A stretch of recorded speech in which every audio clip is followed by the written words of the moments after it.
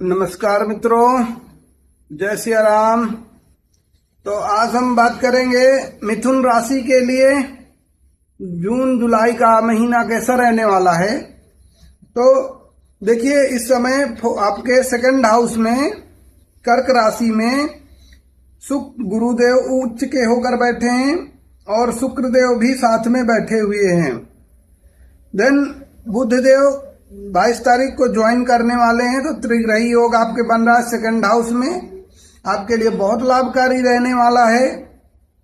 और ये love reading है तो हम लव के रिगार्डिंग ही बात करेंगे। यहाँ पर आपके थर्ड हाउस में केतु बैठे हैं, अब भाग्य भाव में राहु बैठे हैं, 10th कर्म के भाव में शनि बैठे हुए हैं। ये जो इस समय का आपका गोचर चल रहा है, ये बहुत अच्छा गोचर है, ठीक है। और मंगल देव आपके 12th हाउस में आपके बैठे हुए हैं। तो ये जो इस समय का राशियों का और आपके ग्रहों का जो गोचर है, ये आपके लिए नई शुरुआत का समय है। यानी आप कैरियर में तो नई शुरुआत कर ही रहे हैं, साथ आपकी लव लाइफ में एक नई शुरुआत होने वाली है। आप नए लव रिलेशनशिप में जाने वाले हैं, आपके नए दोस्त बनने वाले हैं। ये गुरुदेव बृहस्पति की कृपा से चीजें आपके जीवन में होने वाली हैं। और ये जो पार्टनर मिलेगा, ये आपको आपके कर्म क्षेत्र से मिलेगा। ये बात आप ध्यान दे लीजिए, ठीक है। तो ये आपके लिए ऐसी स्थिति बनेगी, सुखद स्थिति होगी। आपके कैरियर के साथ साथ में आपका प्रेम जीवन का शुरुआत होगा। ये उनके लिए जो लोग सिंगल हैं। बाकी जो लोग अभी अपने रिश्तों में उलझे हुए थे, परेशान दिख रहे थे, उनकी परेशानियां खत्म होती हुई नजर आ रही हैं यहाँ पर, क्योंकि गुरुदेव उच्च के हो चुके हैं। और मिथुन राशि के जो लव रिलेशन हैं, वो ज्यादातर स्मूथली ही चल रहे हैं, क्योंकि जो गुरुदेव थे वो फर्स्ट हाउस में बैठे थे और सीधे 7th हाउस को देख रहे थे, पंचम हाउस को देख रहे थे, जिसके कारण पूरी की पूरी लव लाइफ स्टेबल थी। लेकिन आप मानसिक रूप से परेशान थे रिश्तों में, एक उलझन बनी हुई थी आपके रिश्तों में। तो वो जो उलझन थी वो यहाँ पर खत्म होती हुई नजर आ रही है। गुरुदेव के बृहस्पति के गोचर से आपकी उलझने, मानसिक उलझने खत्म हो गई हैं।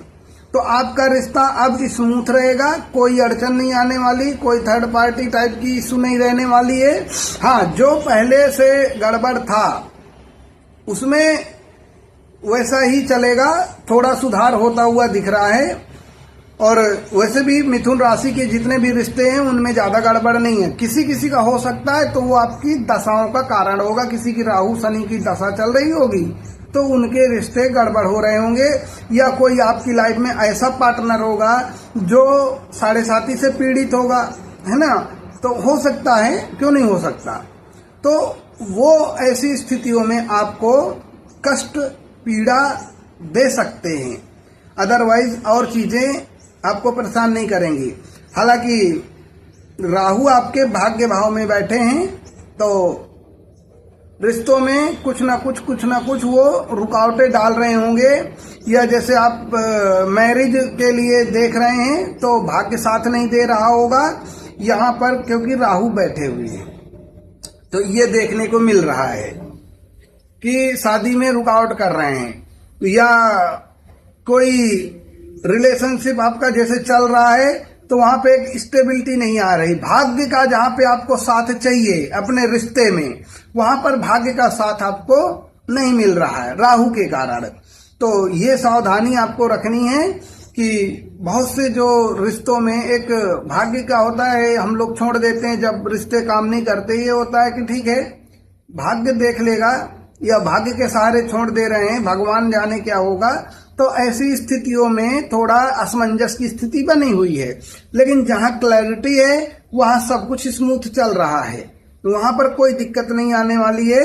और आप अगर शादी के लिए देख रहे हैं इस समय तो थोड़ा से रुक जाइए शादी को लेकर, क्योंकि गुरु या शुक्र को आपके सप्तम भाव में दृष्टि अभी नहीं है। तो आप रिश्ते अपने फिक्स कर सकते हैं, आगे बढ़ सकते हैं, उसके लिए समय है। लेकिन शादी अगर आप करना चाहते हैं तो थोड़ा आपको वेट करना पड़ेगा। लेकिन नए रिलेशनशिप में जाना चाहते हैं, सिंगल हैं, तो वो आप जा पाएंगे। थर्ड पार्टी टाइप का कोई अगर इशू है तो वो हट चुका होगा। अदरवाइज अगर कोई कार्मिक रिश्ता में आप फंसे हैं तो उसमें अभी आपको टाइम लगेगा निकलने में। जैसे जो लोग मैरिड लोग हैं और किसी थर्ड पार्टी उनके लाइफ में प्रवेश कर चुकी है तो वो आपको दिसंबर तक का टाइम ले सकती है यहाँ से हटने के लिए। हालांकि गुरुदेव बृहस्पति का जो उच्च का गोचर है वो आपके जीवन में एक स्टेबिलिटी लेके आ रहा है, क्योंकि उनकी जो दृष्टि है वो आपके 10th हाउस में कर्म भाव में जा रही है। तो जिसके कारण आपके जीवन में एक स्टेबिलिटी, आपके मेहनत से आपके रिश्तों में सुधार होता हुआ यहाँ पे दिख रहा है किसी भी प्रकार के। तो ये आपके लिए समय अच्छा रहेगा और जुलाई का महीना बहुत अच्छा बीतेगा आपका, बहुत खुश रहेंगे। और जून का महीना अच्छा बीतेगा। हाँ, ध्यान ये देना है कि 12th हाउस में आपके सूर्यदेव बैठे हुए हैं। तो सूर्यदेव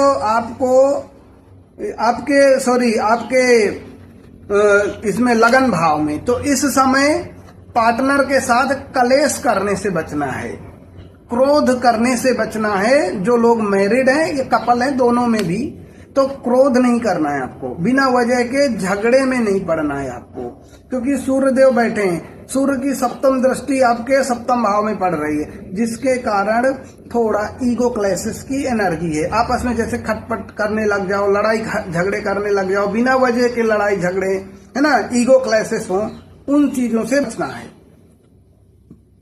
बाकी आपके जीवन में कोई और दिक्कत आती हुई नहीं दिख रही है। थोड़ा से मानसिक परेशानियां क्योंकि हो सकती हैं अगर आपका सूर्य डिस्टर्ब कर रहा है और आप भी वैसे ही व्यवहार कर रहे हैं, तो इस चीज का आपको ध्यान रखना है। बाकी आपके लव लाइफ अच्छी रहेगी और शादी वगैरह के लिए रिश्ते तो डेफिनेटली आएंगे और आपका ही डिसीजन होगा। अगर आपको इस समय करना है शादी तो थोड़ा सावधानी से जांच परख के करना होगा, बड़ों की सलाह से आपको करना होगा। कोई भी रिश्ता आता है उसको छानबीन करिए, माता पिता के सहयोग से करिए, ठीक है। बहुत सूक्ष्म गहनता से जांच के बाद ही आगे बढ़ना। जो लोग अरेंज मैरिज के लिए देख रहे हैं, और ये जुलाई तक के महीने में ये ऐसी स्थिति आपकी रहेगी। उसके बाद आपकी स्थिति में परिवर्तन होगा और फिर अच्छी स्थिति हो जाएगी, क्योंकि गुरुदेव आपको काफी अच्छा उच्च के बैठकर आपको आशीर्वाद दे रहे हैं। तो ये आपके लिए एक प्लस पॉइंट यहाँ पर है। और रिश्ते हों चाहे आपका कैरियर हो, एक स्टेबिलिटी शनिदेव अपने कर्म भाव से दे रहे हैं। तो आपके जीवन के लिए ये समय अच्छा रहने वाला है। तो इस वीडियो में इतना ही, हम फिर मिलेंगे, तब तक के लिए नमस्कार, जय श्री राम।